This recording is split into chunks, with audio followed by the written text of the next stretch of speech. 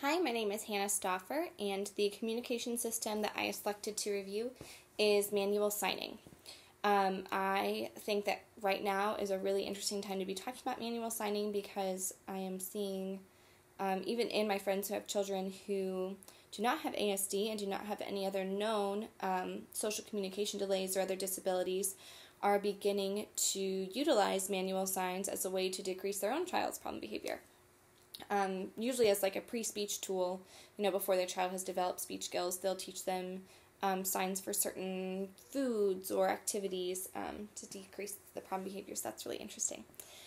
I think it's important to point out when we talk about manual signing with the ASD community is that it's not the same as American Sign Language. It's true that we might be informed by particular signs from the ASL community, but what we are not teaching is the language of American Sign Language. That is a language that is, largely taught based on words and structures, and what we're focusing more on is the function of those words. So we are more focused on what can we do to provide you with this sign to get you what you want, or to meet your needs within the environment.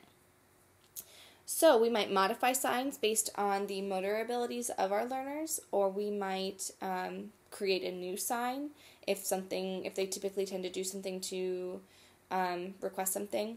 It's important to keep in mind with that is, you're only as effective in your environment as the audience that you are speaking to. So if your audience doesn't know what you're saying, if your audience is unaware of what the signs mean, you're going to have a more difficult time. Some limitations of this particular communication system is individuals who have difficult motor abilities. So whether that's a comorbid diagnosis or something else medically that would be affecting their ability to manipulate their body. For example, I have a learner who has hypertonia, which means that their muscles move very rigidly, her muscle moves very rigidly, and difficult putting a muscle where it's supposed to be all the time. Which doesn't mean that it's not possible, it just might not be the most effective and the most efficient form of communication for that particular learner. I know in the videos we watched, they talked about how, even people who have motor abilities or who have motor disabilities or who have imitation delays or deficits can learn to sign, and I completely agree. I think that is founded in behavior principles. I just think in the terms of selecting a communication system for someone, we have to keep in mind what's going to be the most efficient and effective and quickest rate of acquisition, which relates directly to someone's imitative repertoire. If someone doesn't have an imitative repertoire, it can be done, it just might not be as effective or as generalizable, and they might have a slower rate of acquisition, which is not getting them access to the reinforcers that they are seeking as quickly as we would like. So, in teaching these skills, we would go through basically our series of shaping and prompt fading or prompt delay. So first we want to establish the preference or the reinforcer for the individual. What is it that they are seeking, or what is it that they are trying to gain? So for the example I'm going to use, the individual seems to be preferring music today.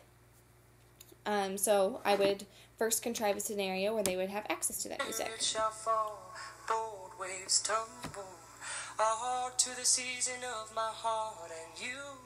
And once it pauses, I would provide the model prompt of music. What do you see? Music.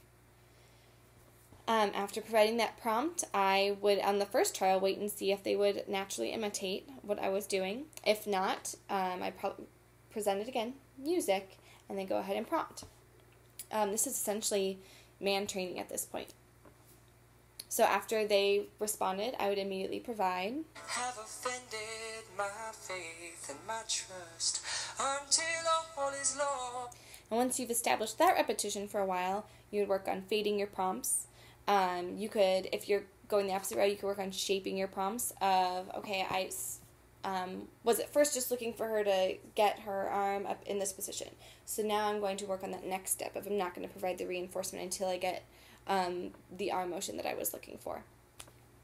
You could also add in prompt delay of after I pause the music, let me see what happens, and I'll wait, 3-5 seconds, whatever's targeted. And if they don't after a while, then I will go ahead and prompt. So eventually what we want is this. Lost into the beauty of the day. Music.